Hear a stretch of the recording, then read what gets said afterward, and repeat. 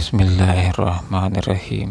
آخری پارہ سورۃ الہمزہ، آیت نمبر 4 تا 9۔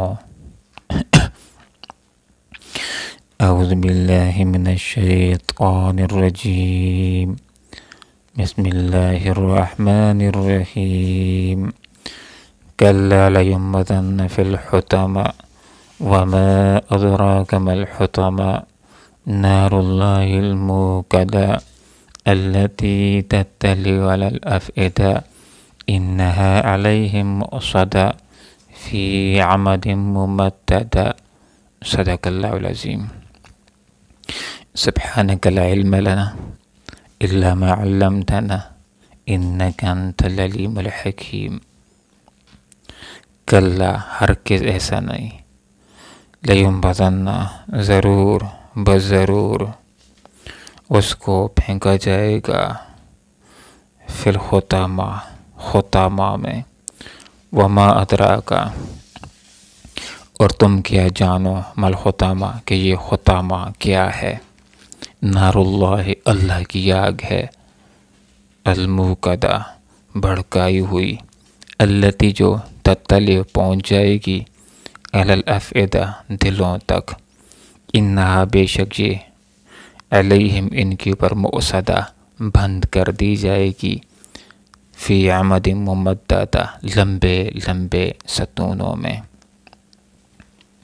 سورۃ الہمزہ کے اندر اللہ رب العالمین نے ارشاد فرما دیا کہ بے شک وہ آدمی کہ جس کے اندر دو خرابیاں ہوں گی، کہ زبان کا ناجائز استعمال کرے گا، لوگوں کو طعنے دے گا اور لوگوں کی غیبتیں کرے گا، چغلیاں کھائے گا، اور دوسری خرابی، حلال حرام کی تمیز نہیں کرے گا، بس مال کمانا اور جمع کرنا ہی اس کی زندگی کا مقصود ہوگا، تو ان دو خرابیوں کی وجہ سے اس کو جہنم کی آگ کے اندر ڈال دیا جائے گا۔ یہ جہنم کی آگ کہ جس کے بارے میں اللہ تعالیٰ نے ایک مقام کے اوپر ارشاد فرمایا، یا ایھا الذین آمنوا قوا انفسکم وأہلیکم نارا، اے وہ لوگو جو ایمان لائے ہو، اپنے آپ کو اور اپنے گھر والوں کو جہنم کی آگ سے بچاؤ۔ اس آگ کے بارے میں آپ صلی اللہ علیہ وسلم نے ارشاد فرمایا، لوگو جہنم کی آگ سے اپنے آپ کو بچاؤ، اگرچہ کھجور کا ایک ٹکڑا ہی کیوں نہ دے کر۔ اس جہنم کی آگ کے بارے میں ایک مقام کی پر اللہ رب العالمین نے ارشاد فرمایا کہ لوگوں اس آگ سے اپنے آپ کو بچاؤ کہ جس کو خاص طور پر کافروں کے لیے تیار کیا گیا ہے۔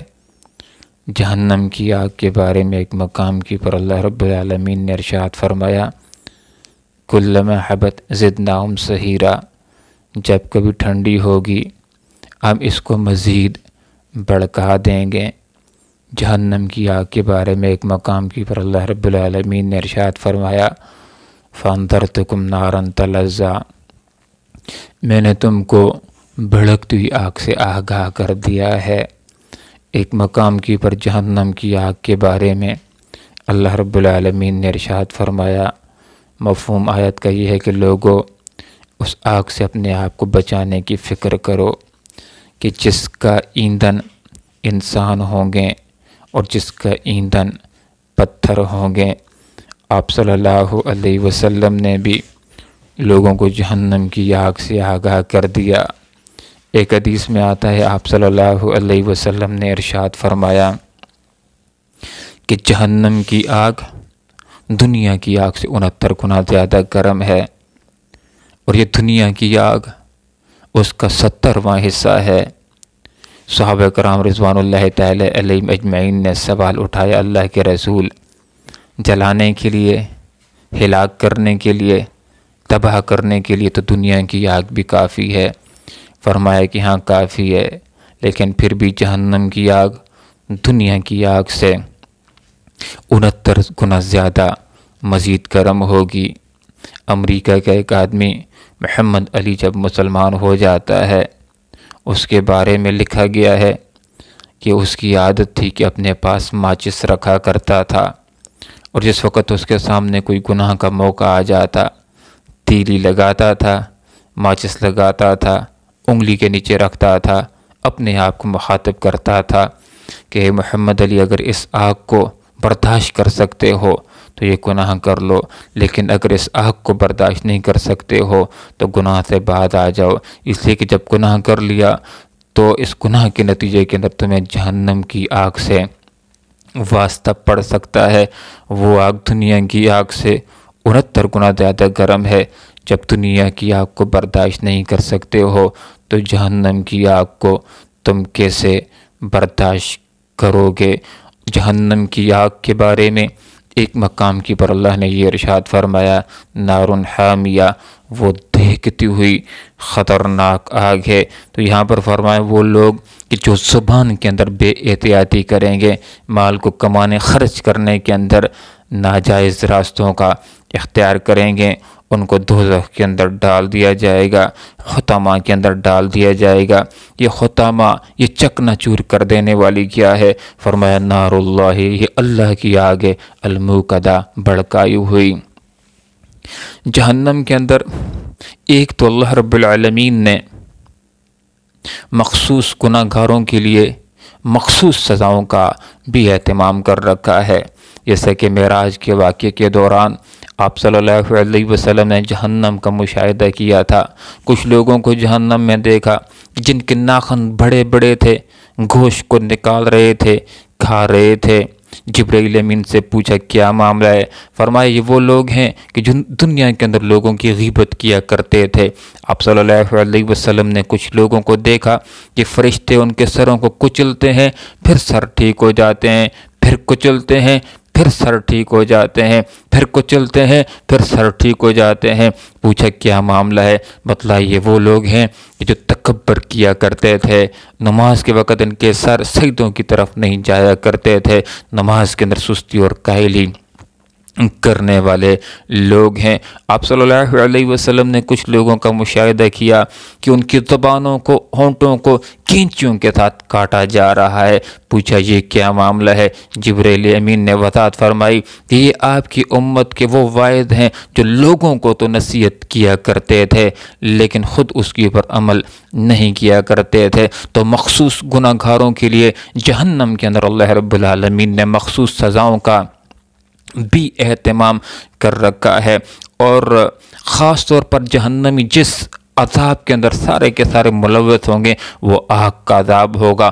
آگ کون سی ہوگی؟ وہ جہنم کی آگ، نار اللہ، اللہ کی آگ، الموقدہ، بھڑکائی ہوئی، التی تطلع علی الافئدہ، جس کی صفت یہ ہوگی کہ وہ دلوں تک پہنچ جائے گی۔ دنیا کی آگ انسان کے دل تک نہیں پہنچتی، دل تک پہنچنے سے پہلے ہی انسان مر جاتا ہے، لیکن جہنم کے اندر تو موت نہیں ہوگی۔ جہنم کے اندر جو آگ جسم کو لگے گی اس کا سیک، اس کا درد انسان کے دل کو بھی محسوس ہو رہا ہوگا۔ ان علیہم مؤصدہ، بے شک یہ آگ ان جہنمیوں کے اوپر بند کر دی جائے گی۔ گویا کہ دوزخیوں کو جب دوزخ کے اندر ڈال دیا جائے گا تو دوزخ کی تمام کھڑکیوں، دروازوں کو، چھتوں کو اوپر سے ڈھانک دیا جائے گا تاکہ اندر کی جو تپش ہے وہ اندر ہی رہے اور مزید انسان کو تکلیف دینے والی بن جائے۔ فی عمد ممددہ، اونچے اونچے ستونوں میں۔